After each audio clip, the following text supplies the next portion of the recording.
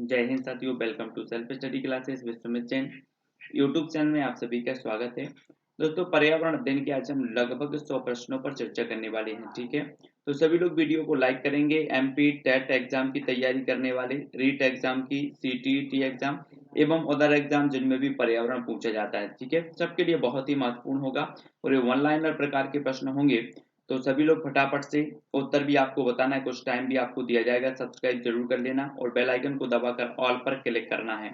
ठीक है, तो स्टार्ट करते हैं दोस्तों आज का ये वीडियो। और दोस्तों, आप हमसे इंस्टाग्राम में भी जुड़ सकते हैं। इंस्टाग्राम में जुड़ने के लिए आपको सर्च करना है Sumit Jain self study classes. WhatsApp number है तो आप व्हाट्सएप से भी जुड़ सकते हैं। ठीक है, और YouTube channel self study classes आपको पता ही है। और फेसबुक से जुड़ने के लिए आपको सर्च करना है सुमित जैन। ट्विटर से जुड़ने के लिए सुमित जैन। ठीक है, और टेलीग्राम ग्रुप से जुड़ने के लिए आप सर्च करेंगे IAS स्टडी ट्रैक। तो ठीक है, स्टार्ट करते हैं दोस्तों आज का ये वीडियो। विश्व पर्यावरण संरक्षण दिवस कब मनाया जाता है? आपको बताना है विश्व पर्यावरण संरक्षण दिवस कब मनाया जाता है। प्रश्न क्रमांक 1 है, तब आपका बिल्कुल सही आंसर होगा 26 नवंबर को विश्व पर्यावरण संरक्षण दिवस मनाया जाता है। ठीक है, पर्यावरण दिवस जो मनाया, विश्व पर्यावरण दिवस 5 जून को मनाया जाता है, लेकिन विश्व पर्यावरण संरक्षण दिवस की अगर बात होती है तो ये 26 नवंबर को मनाया जाता है। ठीक है, भारतीय वन्यजीव संस्थान स्थित है, तो कहाँ स्थित है? भारतीय वन्यजीव संस्थान स्थित है, तो ये स्थित है दोस्तों देहरादून में। कहाँ पर है? देहरादून। वन्यजीव संस्थान स्थित है। वन अनुसंधान केंद्र भी देहरादून में स्थित है। वन्यजीव संस्थान भी कहाँ पर है? देहरादून में स्थित है। अगला है ध्वनि प्रदूषण मापने की इकाई क्या है? प्रश्न क्रमांक 3 का उत्तर हमें बताना है। अगर आपसे बनता है तो कमेंट में जरूर लिखा करें। ठीक है, तो आपका बिल्कुल सही आंसर होगा डेसिबल। ध्वनि प्रदूषण मापने की जो इकाई है वो कहलाती है डेसिबल। ठीक है, विश्व पर्यावरण दिवस 2019 का विषय क्या था? दोस्तों, विश्व पर्यावरण दिवस 5 जून को मनाया जाता है, लेकिन विश्व पर्यावरण दिवस 2019 की जो थीम थी, जो विषय था, वो क्या था? तब आपका बिल्कुल सही आंसर क्या होगा? बीट वायु प्रदूषण। ये 2019 का विषय था, थीम थी। प्रश्न क्रमांक 4 का उत्तर। ठीक है, नेक्स्ट देख लेते हैं ओजोन परत की मोटाई नापने की इकाई है तो क्या है? प्रश्न क्रमांक 5 का उत्तर हमें बताना है ओजोन परत की मोटाई नापने की इकाई क्या है। तब आपका बिल्कुल सही आंसर क्या हो जाएगा? ओजोन परत की मोटाई नापने की जो इकाई है दोस्तों वो डॉप्सन यूनिट है। क्या है? डॉप्सन, या फिर डीबी कहा जाता है। ठीक है, डॉप्सन यूनिट याद रख लेना। अगला क्वेश्चन है दोस्तों, जुड़वा और प्रेशर कुकर ग्रह है तो कौन सा है? प्रश्न क्रमांक 6 का उत्तर बताना है। जुड़वा और प्रेशर कुकर कौन सा है, या जिसे जुड़वा ग्रह कहा जाता है वो ग्रह है शुक्र। ठीक है, क्वेश्चन पूछा गया था, जुड़वा और प्रेशर कुकर ग्रह है तो शुक्र। सर्वाधिक भूकंप वाला देश कौन सा है? प्रश्न क्रमांक 7 का उत्तर हमें बताना है। सर्वाधिक भूकंप वाला देश जो है वो कौन सा है? तो आपका बिल्कुल सही आंसर हो जाएगा, जो सर्वाधिक भूकंप वाला देश है वो है जापान। कौन सा देश है? जापान। ठीक है, याद रखना है। समुद्र में उठने वाली भूकंपीय लहरें कहलाती हैं तो क्या कहलाती हैं? समुद्र में उठने वाली भूकंपीय लहरें क्या कहलाती हैं? प्रश्न क्रमांक 8 का उत्तर हमें बताना है। तब आपका बिल्कुल सही आंसर हो जाएगा दोस्तों सुनामी। समुद्र में उठने वाली जो भूकंपीय लहरें हैं वो कहलाती है सुनामी। अगला क्वेश्चन है, लाल क्रांति संबंधित है तो किससे संबंधित है? प्रश्न क्रमांक 9। तो आपका बिल्कुल सही आंसर होगा मांस और टमाटर उत्पादन से संबंधित है लाल क्रांति। नेक्स्ट है, कपास किस प्रकार की फसल है? प्रश्न क्रमांक 10 का उत्तर बताना है, कपास किस प्रकार की फसल है? तो खरीफ की फसल। ठीक है, कपास किस प्रकार की फसल है? खरीफ। सेरीकल्चर संबंधित है। प्रश्न क्रमांक 11। तब राइट आंसर होगा रेशम उत्पादन से। सेरीकल्चर संबंधित है रेशम उत्पादन से। ठीक है, नेक्स्ट है, दूध से दही बनने की प्रक्रिया को क्या कहते हैं? प्रश्न क्रमांक 12। दूध से दही बनने की प्रक्रिया को क्या कहा जाता है? तब राइट आंसर क्या होगा? किण्वन। क्या कहा जाता है? किण्वन। ठीक है, नेक्स्ट प्रश्न है, विटामिन सी की कमी से होने वाली बीमारी है तो कौन सी है? प्रश्न क्रमांक 13। विटामिन सी की कमी से होने वाली बीमारी कौन सी है? तो राइट आंसर क्या होगा? स्कर्वी। कौन सी है? स्कर्वी। ठीक है, अगला क्वेश्चन देखो, एनीमिया किसकी कमी से होता है? प्रश्न क्रमांक 14। एनीमिया किसकी कमी से होता है? तो बिल्कुल सही आंसर होगा आयरन की कमी से। एनीमिया होता है आयरन की कमी से। डेंगू रोग का वाहक है तो क्या है? प्रश्न क्रमांक 15। डेंगू रोग का वाहक हमें बताना है। तो बिल्कुल सही आंसर होगा एडीज मच्छर। एडीज जो मच्छर है वो डेंगू रोग का वाहक माना जाता है इसे। बीसीजी का टीका लगाया जाता है। प्रश्न क्रमांक 16। तो किस रोग के लिए? क्षय या फिर टीबी रोग के लिए लगाया जाता है बीसीजी का टीका। एड्स की जांच के लिए कौन सा टेस्ट किया जाता है? प्रश्न क्रमांक 17 का आंसर बताना है हमें। एड्स की जांच के लिए कौन सा टेस्ट किया जाता है? तो राइट आंसर क्या होगा? Elisa test. एलिसा टेस्ट किया जाता है एड्स की जांच के लिए। शारदा एक्ट संबंधित है तो किससे संबंधित है? प्रश्न क्रमांक 18। शारदा एक्ट किससे संबंधित है? तो आपका बिल्कुल सही आंसर होगा बाल विवाह से संबंधित है शारदा एक्ट। जिस परिवार में माँ बाप और उनके विवाहित बच्चे रहते हैं वो परिवार कहलाता है, क्या कहलाता है? विवाहित बच्चे।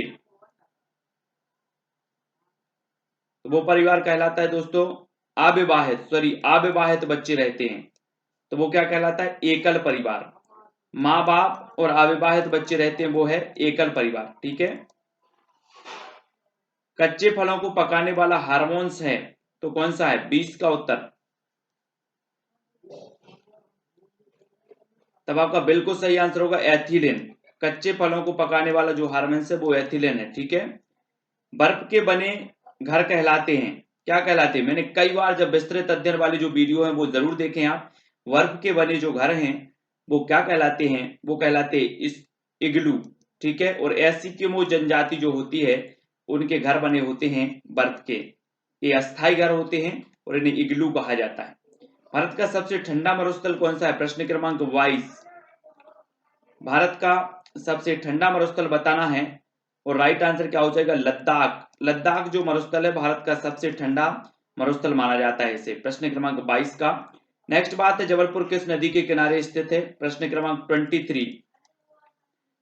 तो आपका राइट आंसर क्या होगा? जो जबलपुर है दोस्तों वो नर्मदा नदी के किनारे। किसके किनारे? नर्मदा नदी के। चंद्रयान मिशन 1 कब भेजा गया? प्रश्न क्रमांक 24।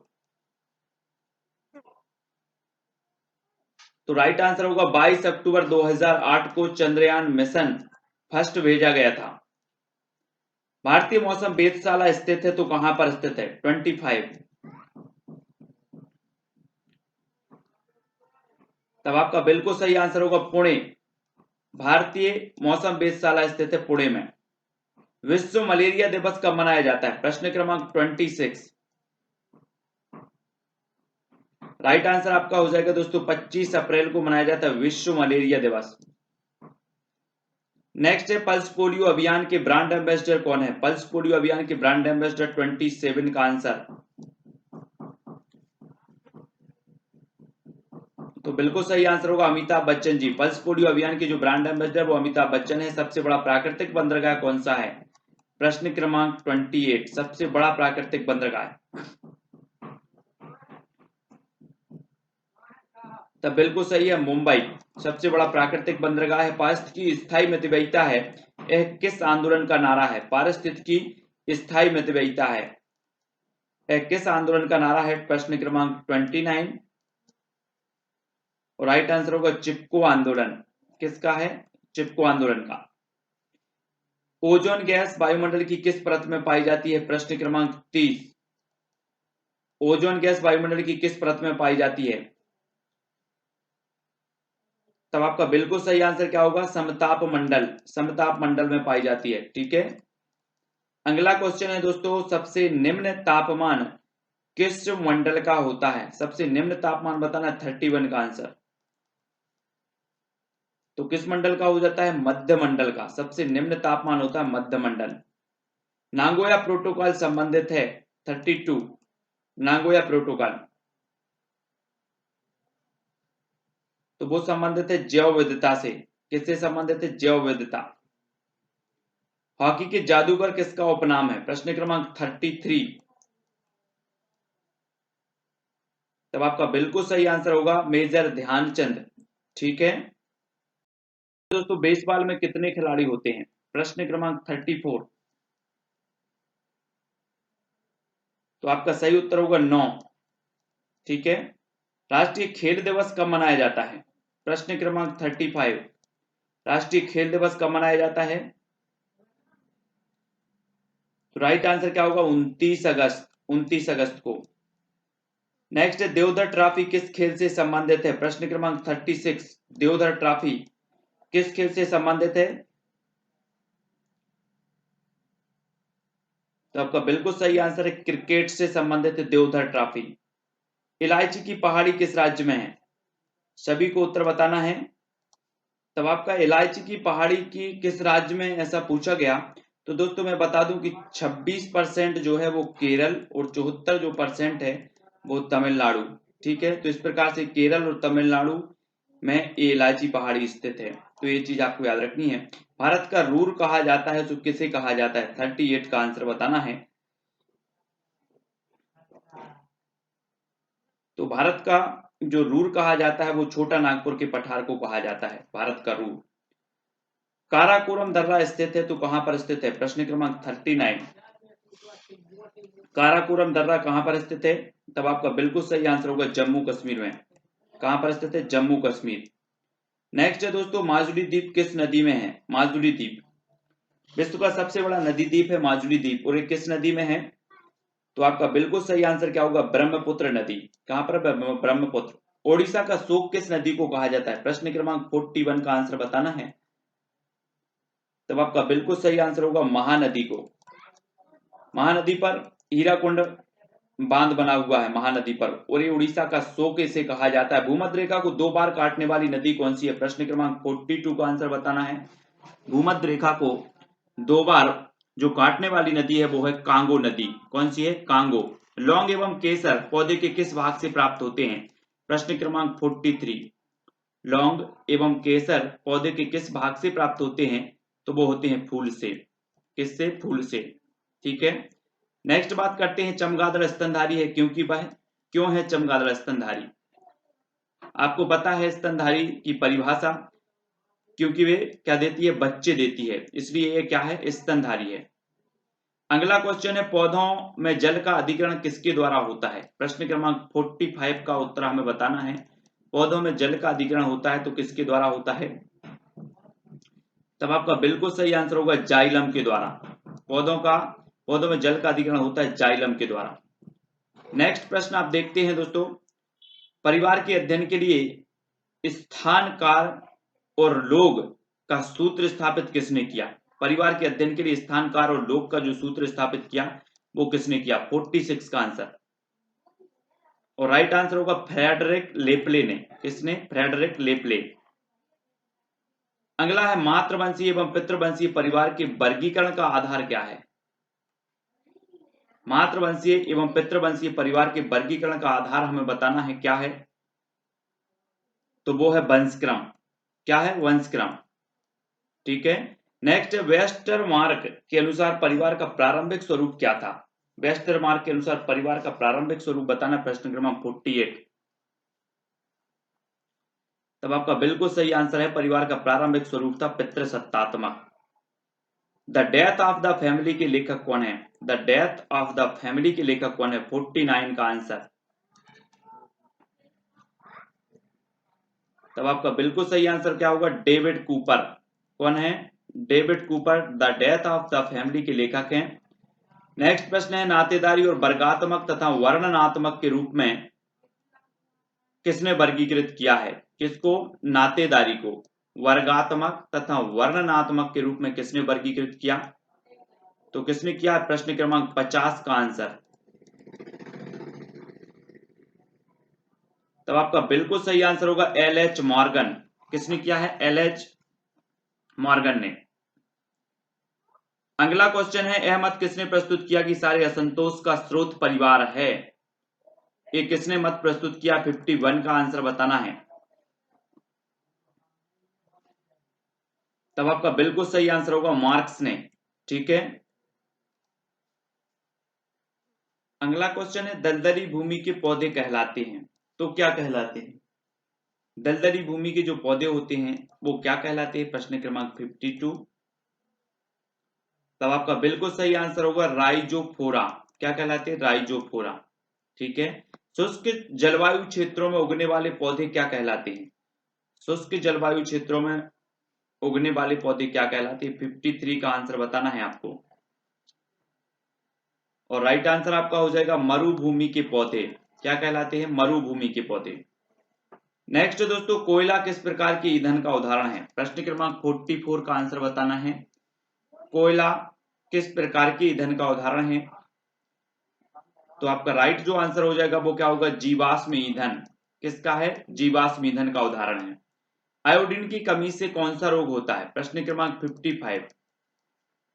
आयोडीन से की कमी से होने वाला जो रोग है वो रोग है दोस्तों घेंगा, या फिर जिसे गायटर कहा जाता है। चावल को पॉलिश करने में कौन सा विटामिन नष्ट हो जाता है? प्रश्न क्रमांक 56 का आंसर बताना है। चावल को पॉलिश करने में कौन सा विटामिन नष्ट होता है? तो आपका बिल्कुल सही आंसर होगा विटामिन B1, जिसे कि थायमिन जिसका रासायनिक नाम है। ठीक है। तो चावल में पॉलिश करने में विटामिन B1 नष्ट हो जाता है। दूध में पाई जाने वाली शर्करा को क्या कहा जाता है? 57 का आंसर बताना है। तो आपका राइट आंसर हो जाएगा दोस्तों लैक्टोज। क्या कहा जाता है? दूध में पाई जाने वाली शर्करा को लैक्टोज कहा जाता है। नेक्स्ट प्रश्न है, प्लेग से प्रभावित होने वाला अंग कौन सा है? प्लेग एक बीमारी है और प्लेग से होने वाला जो अंग है, प्रभावित होने वाला अंग है, वो है फेफड़ा।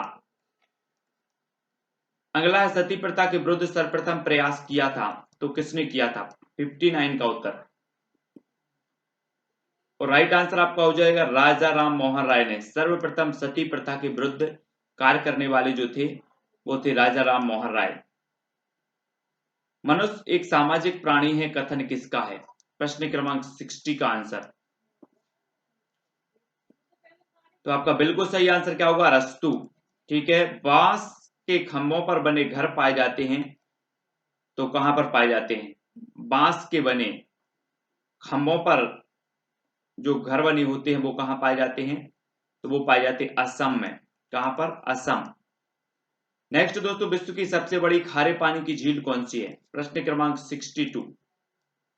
विश्व की सबसे बड़ी खारे पानी की झील हमें बतानी है। और राइट आंसर आपका क्या होगा? कैस्पियन सागर झील। कौन सी है? कैस्पियन सागर झील। भारत में खारे पानी की सबसे बड़ी झील कौन सी है? भारत में 63 का आंसर। और राइट आंसर होगा सांवर झील, जो कि राजस्थान में है। नेक्स्ट है, भारत में एकमात्र तैरता हुआ राष्ट्रीय उद्यान कौन सा है? प्रश्न क्रमांक 64। एकमात्र तैरता हुआ जो राष्ट्रीय उद्यान है वो है केवल लेमझाओ, है ना? कैम लमझाओ मणिपुर में है, लोकटक झील में। भूकंप उत्पन्न होने का मुख्य कारण क्या है? प्रश्न क्रमांक 65 का आंसर बताना है यहां पर। और राइट आंसर होगा प्लेट विवर्तनिकी। भूकंप उत्पन्न होने का प्रमुख कारण माना जाता है प्लेट विवर्तनिकी। वर्षा की बूंदें गोल होने का कारण क्या है? प्रश्न क्रमांक 66 का आंसर बताना है यहां पर। तो वर्षा की बूंदों का जो गोल होने का कारण है वो क्या है? पृष्ठ तनाव। ठीक है, पृष्ठ तनाव है। धुएं से आंख में जलन पैदा करने वाला पदार्थ होता है तो कौन सा होता है? प्रश्न क्रमांक 67 का आंसर। धुएं से आंख में जलन पैदा करने वाला जो पदार्थ है वो है नाइट्रिक ऑक्साइड। ठीक है, नाइट्रिक ऑक्साइड। पर्यावरण शिक्षण में क्षेत्र भ्रमण का मुख्य उद्देश्य होता है तो क्या होता है? पर्यावरण शिक्षण में क्षेत्र भ्रमण का मुख्य उद्देश्य बताना है। तो वो होता है दोस्तों प्रत्यक्ष अनुभव। मुख्य उद्देश्य क्या होता है? प्रत्यक्ष अनुभव। अगला क्वेश्चन है, सतत एवं व्यापक मूल्यांकन की एक तकनीक है तो काय की तकनीक है? निदानात्मक मूल्यांकन की। नेक्स्ट है, प्राथमिक स्तर पर शिक्षार्थियों का आकलन करने का सर्वश्रेष्ठ तरीका कौन सा है? प्राथमिक स्तर पर प्रश्न क्रमांक 70। तो प्राथमिक स्तर पर शिक्षार्थियों का आकलन करने का सर्वश्रेष्ठ तरीका है पोर्टफोलियो। क्या है? पोर्टफोलियो। प्रश्न क्रमांक 70 का। वन महोत्सव दिवस मनाया जाता है तो कब मनाया जाता है? 71। राइट आंसर होगा 1 जुलाई को। नेक्स्ट है, मानस वन्य जीव अभ्यारण्य स्थित है तो कहां पर स्थित है? 72 का आंसर यहां पर बताना है। राइट आंसर होगा असम में। किस विटामिन की कमी से रक्त का थक्का नहीं जमता? 73 का आंसर बताना है, किस विटामिन की कमी से? तो राइट आंसर क्या होगा? विटामिन के की कमी से। नेक्स्ट है दोस्तों, प्रोटीन का सर्वोत्कृष्ट स्रोत क्या है? 74। प्रोटीन का सर्वोत्कृष्ट जो स्रोत होता है वो होता है सोयाबीन। ठीक है। नेक्स्ट है, छोटी माता एवं रेबीज रोग का कारण क्या होता है? प्रश्न क्रमांक 75। तो राइट आंसर होगा वायरस, विषाणु। ठीक है, छोटी माता एवं रेबीज रोग का कारण होता है विषाणु। एलपीजी का पूरा नाम क्या है? 76। तब आपका बिल्कुल सही आंसर होगा लिक्विफाइड पेट्रोलियम गैस। बागवानी के लिए कौन से प्रकार का उर्वरक उपयोगी होता है?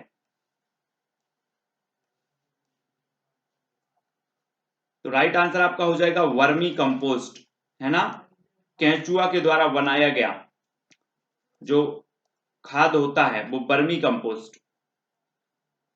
नेक्स्ट है, हॉर्टिकल्चर संबंधित है तो किससे संबंधित है? प्रश्न क्रमांक 71।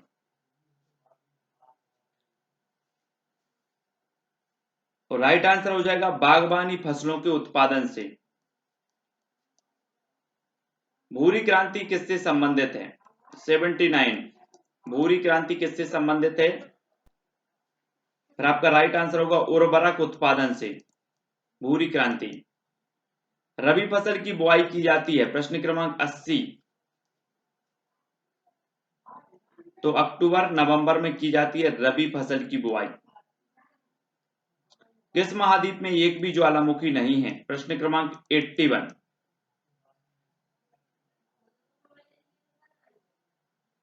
तो किसमें नहीं है? ऑस्ट्रेलिया महाद्वीप में। नेक्स्ट है दोस्तों, आपका वायुमंडल की सबसे निचली परत कौन सी है? प्रश्न क्रमांक 82 का आंसर, वायुमंडल की सबसे निचली परत कौन सी है? तब आपका बिल्कुल सही आंसर होगा क्षोभ मंडल। मक्का किस प्रकार की फसल है? प्रश्न क्रमांक 83। और राइट आंसर होगा खरीफ की, मक्का होती है खरीफ की फसल। जंतुओं में पाए जाने वाले धारीदारी चिन्ह जो होते हैं वो किस कारण से होते हैं? तो किस कारण से होते हैं?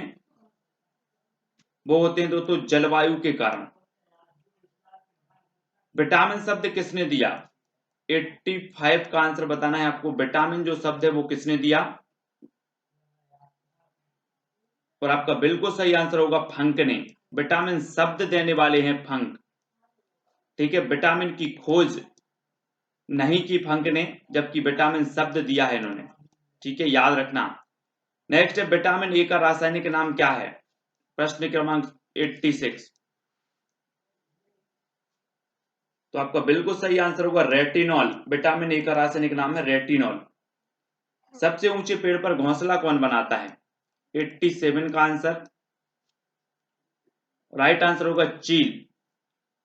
भारत के किस राज्य में अधिकतम भूस्खलन की घटनाएं होती हैं? प्रश्न क्रमांक 88। तो किस राज्य में होती हैं? वो होती है हिमालय क्षेत्र में।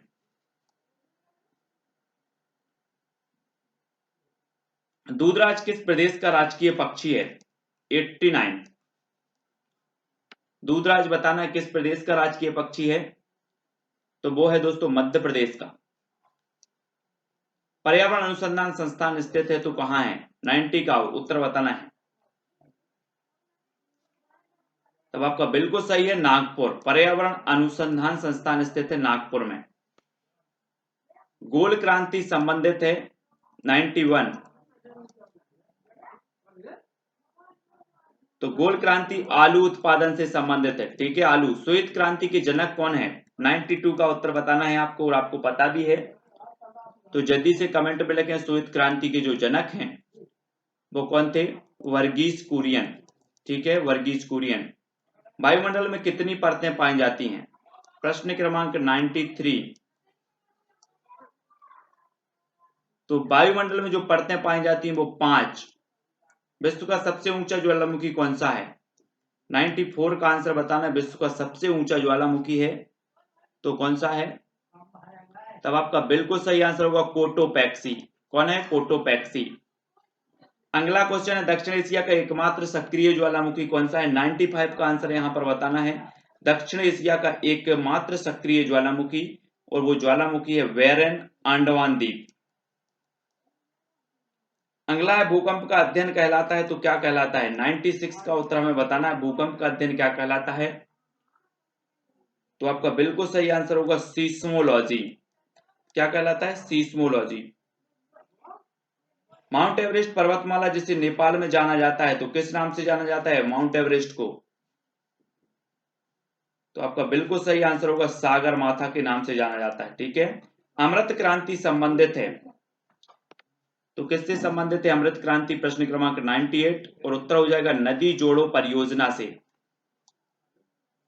अगला क्वेश्चन है वाहनों में प्रयुक्त होने वाली प्राकृतिक गैस जो न्यूनतम पर्यावरण प्रदूषण उत्पन्न करती है कहलाती है, क्या कहलाती है? प्रश्न क्रमांक 99 का उत्तर बताना है। तो वो कहलाती है क्या? CNG gas. नेक्स्ट है भारतीय जीवाश्म वनस्पति विज्ञान के जनक कौन है? प्रश्न क्रमांक 100। भारतीय जीवाश्म वनस्पति विज्ञान के जो जनक हैं वो वीरबल साहनी हैं। कौन है? वीरबल साहनी। ठीक है। तो यहां पर हमने पर्यावरण के 100 प्रश्न देखे। वो पर्यावरण के 100 प्रश्न बहुत ही महत्वपूर्ण है दोस्तों। आप वीडियो को लाइक जरूर करेंगे, शेयर करेंगे। इससे पहले 100 प्रश्न वाला वीडियो फर्स्ट वाला जरूर देखें। ठीक है। और चैनल को सब्सक्राइब भी करना है। ठीक है। इस प्रकार से आप इंस्टाग्राम से भी जुड़ सकते हैं, Sumit Jain self study classes search करेंगे। व्हाट्सएप नंबर भी यहाँ पर दिया है। यूट्यूब चैनल का नाम self study classes with Sumit Jain. ठीक है, सब्सक्राइब कर लेना। और फेसबुक से जुड़ने के लिए सुमित जैन आपको सर्च करना है, ट्विटर पर भी सुमित जैन, और टेलीग्राम पर सर्च करना है IAS स्टडी ट्रैक, और ज्वाइन हो जाना है। वीडियो को लाइक करके शेयर करें। बहुत सारे वीडियो हैं जो कि आपको प्ले लिस्ट पर जाकर के देखना है। आज के वीडियो के लिए बस इतना ही।